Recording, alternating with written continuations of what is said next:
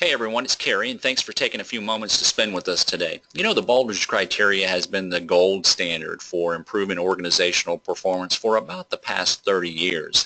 It's a very comprehensive, robust framework and set of criteria, and there's a lot to it. If you're just trying to wrap your head around the Baldrige criteria or just now getting introduced to it, it can be a little bit confusing when you're first starting out. So I like to think about it in terms of some basic building blocks of performance. At its core, that's what the Baldrige criteria is trying to address, are some basic building blocks of performance, and then improving on those and innovating those in a way that's delivering value to your customers and producing the results that you want. So I'd like to spend a few minutes today just talking about those basic building blocks, hopefully giving you a really common sense perspective of the Baldrige criteria, which may help your understanding as you continue on that journey. Well, you know, in any organization there's leadership. It doesn't matter how big or small is the organization. There's always leadership. It can be good, it can be not so good, but there's always leadership in an organization. And as author John Maxwell would say, leadership is often the lid in terms of an organization's performance, which means that the effectiveness of that organization is often limited by the effectiveness of its leadership. Well, if you're a leader, then your job is to lead in a direction towards a destination. We might say that our organization is on a mission and we have a vision and we're guided by values. That's the job of leadership, is to establish that mission and that vision and those values, and then to make sure that the organization is accomplishing those things, or at least living those out and heading in that direction. All those things can be summed up in some type of results that we're after. It could be a vital few set of results, or it could be just one primary result, but there's some very focused results that we're after as an organization. We know that we don't accomplish any of those results without customers. All results happen through customers. So it's important to know who your customers are, and it's important to know that you do have customers, because if you think you're in an organization that doesn't have customers, well, chances are that organization won't be around very long. Our job in an organization is to provide value to some type of customer. Otherwise, there's not a whole lot of reason for us to exist. We would love for everybody to be our customer. We would love for everybody to love what we do and what we provide. But the reality is, it's just so hard to be all things to all people. So that's where strategy comes in. Strategy is about making choices to do the right things for the customers that we want to attract. Again, we would like for that net to be as wide as possible to attract as many as possible, but we're not going to be able to be all things to all people. So we make choices about what we will do, and more importantly, what we won't do. Through our strategy, we develop a strategic position in the target market that we're going after. So that's what we want our customers to think about when they think about us, is what is our position in that target market. And based on that position, compared with other competitors in the target market, there are some strengths, there are some weaknesses, there are some opportunities and some threats that we have. We talk about those through our strategy.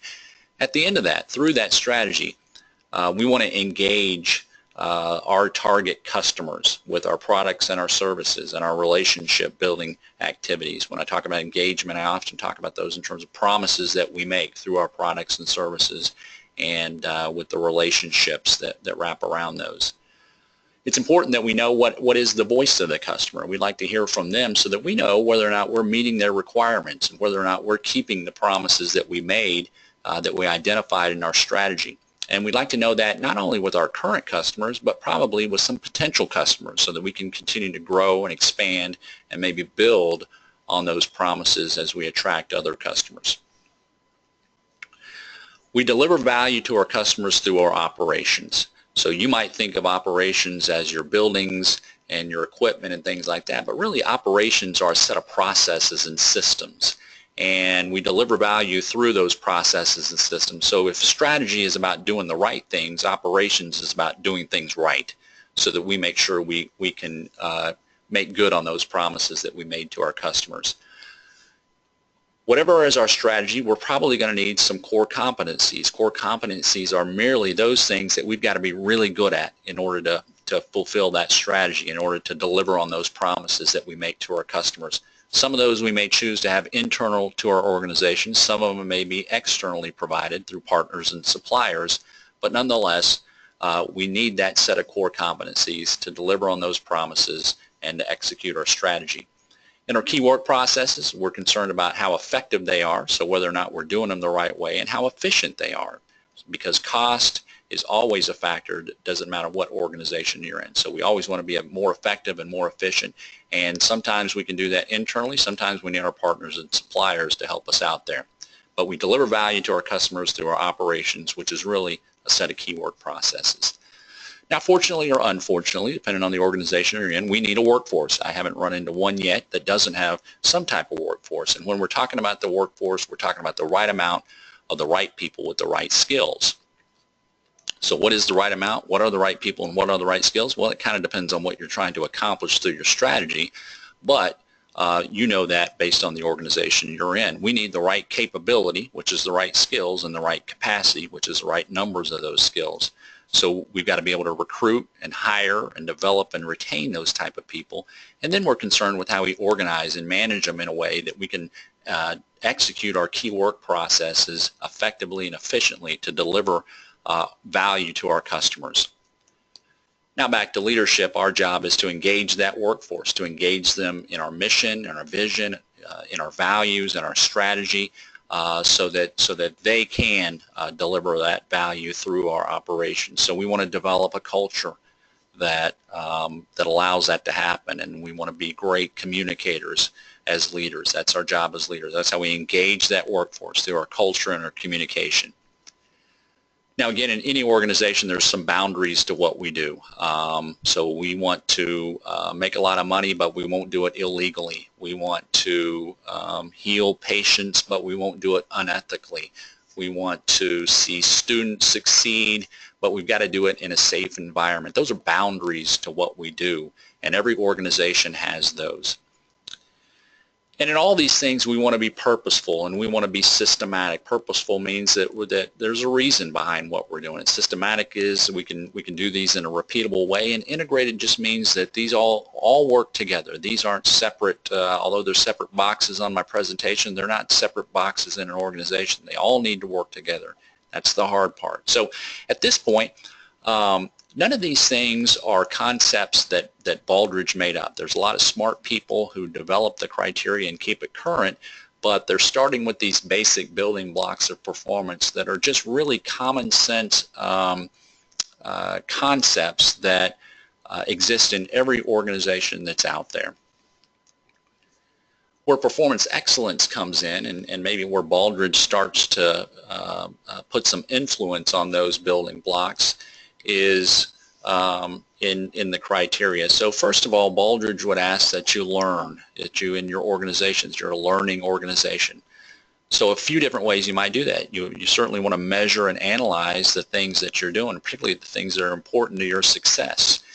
You might want to benchmark. You want to find other organizations who are similar to yours that you compare yourself against to stack up and see how well you're doing versus other folks out there, and maybe identify some best practices that you can adopt and incorporate into your organization. No use trying to reinvent the wheel when somebody's already done that, and you can use that effectively in your organization. So first of all, we learn. All those building blocks of performance, we take those as a set of integrated systems and processes, and we learn how well we're doing with those so that we can then improve. And improvement may be incremental improvement or continuous improvement, or it may be breakthrough improvement, which is innovation, and that's a concept that the Baldrige criteria has in it. Whichever one it is, it probably involves risks, because if you're changing, then you're taking a risk, and we want those to be intelligent risks, right? Now, what is an intelligent risk? Well, I guess you won't really know that until you've taken it and seen the results, but an intelligent risk probably has as its foundation the learning element. So you've got some measurement and analysis behind it, maybe some comparison to other people who have done that, but there's some intelligence behind that. There's some fact-based data behind it, some analysis behind it, but in the end it is a risk. So once you've done all that, you still have to take the leap of faith and go out and believe that it's going to work and execute it in a way that it's going to work. All that we do to drive results. So a change is not an improvement unless it drives some type of result that's important to us. So if we painted the wall from yellow to blue, that's not necessarily an improvement. It's a change unless it's driven some type of result that's important to us. So in the Baldrige criteria, we talk about results in terms of levels and trends, and we like to see those be sustained levels and trends, and in fact improving levels and trends, possibly even breakthrough improvement in those results. But nonetheless, we learn, we improve, and that drives results. At the end of the day, results define excellence. And those who have climbed the mountaintop to achieve Baldrige level of performance have achieved some role model levels of results. They've got role model approaches behind those results, but it's the results that really define that as excellent, because you may do something really cool and neat in your organization, but if it's not driving a result that's important to your sustained success as an organization, then it's just something that's kind of neat to look at. So results define excellence, and at least in the Baldrige criteria, we're looking for role model levels of results.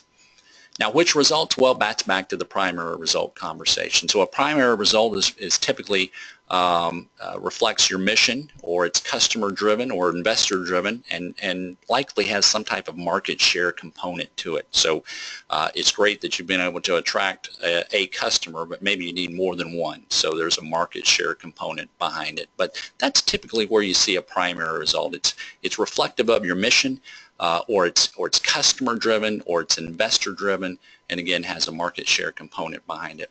Everything else then becomes a secondary result. So these are the things that are helping to drive that primary result. They're not necessarily the end on their own, but achieving these things at a certain level is important to be able to achieve your primary result. And in the Baldrige criteria, and practically speaking, your organization, they fit in the categories of your customer results, your work system or your work processes, your workforce, and your leadership results. And those just happen to line up nicely with the Baldrige criteria. So at the end, the Baldrige criteria really is a set of common sense, basic building blocks of performance. So leadership is category 1. Strategy is category 2, customers is category 3. Category 4 really is the measurement and analysis piece that we saw on the previous slide, but category 5 is workforce, category 6 is operations, and category 7 is results. That is the Baldrige criteria in a nutshell. That is how it all works together, and practically speaking, that is how it works in your organization as well as mine. Thanks for taking the time to listen in today. Hope that you join us for one of our next sessions. Until then,